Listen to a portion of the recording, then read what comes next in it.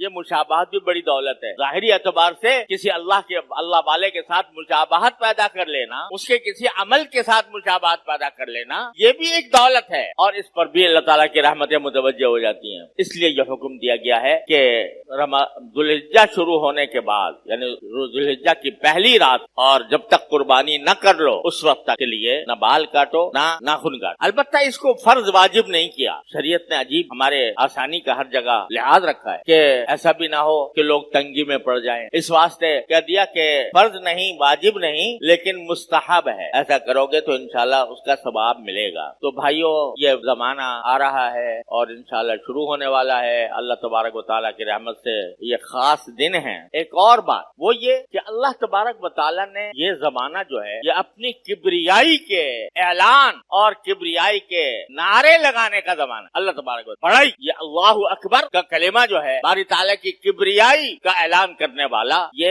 میں نے عرض کیا کہ 9 تاریخ سے تو انشاءاللہ ہر نماز کے بعد اللہ اکبر لا الہ الا اللہ واللہ اکبر اللہ اکبر وللہ الحمد، یہ کبریائی کے نعرے بلند کرنے کا زمانہ ہے اور اس میں واجب ہے. لیکن عام دنوں میں بھی جو یہ زمانہ گزر رہا ہے یکم ذوالحجہ سے 9 ذوالحجہ کا، اس میں بھی چلتے پھرتے یہ کلمہ تکبیر کا پڑھنا مستحب. چلتے پھرتے اٹھتے بیٹھتے اللہ اکبر لا الہ الا اللہ واللہ اکبر وللہ الحمد، چلتے پھرتے اٹھتے بیٹھتے. بعض صحابہ کرام سے مروی ہے کہ وہ اس زمانے میں حضرت ابو ہریرہ، حضرت عبداللہ ابن عمر رضی اللہ تعالیٰ عنہما یہ بازار میں نکلتے تھے اور بلند آواز سے کہتے تھے اللہ اکبر لا الہ الا اللہ واللہ اکبر وللہ الحمد. تو بازار والے بھی بلند آواز سے یہ تکبیر کہتے تھے. اور بعض اوقات مینا کے اندر یہ معاملہ ہوتا تھا تو مینا کی بستی جو ہے وہ گونج اٹھتی تھی تکبیروں سے. تو یہ ایک ایسا عمل ہے کہ جو بہت عرصے سے ہمارے ہاں متروک جیسا ہے. یعنی تکبیر تشریق تو ہم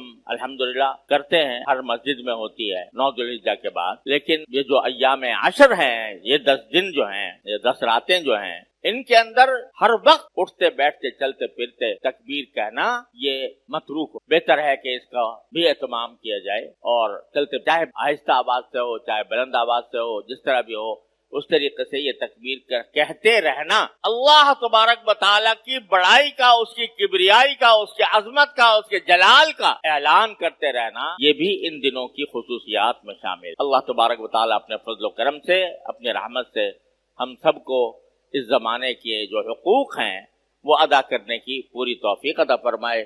وآخر دعوانا ان الحمدللہ رب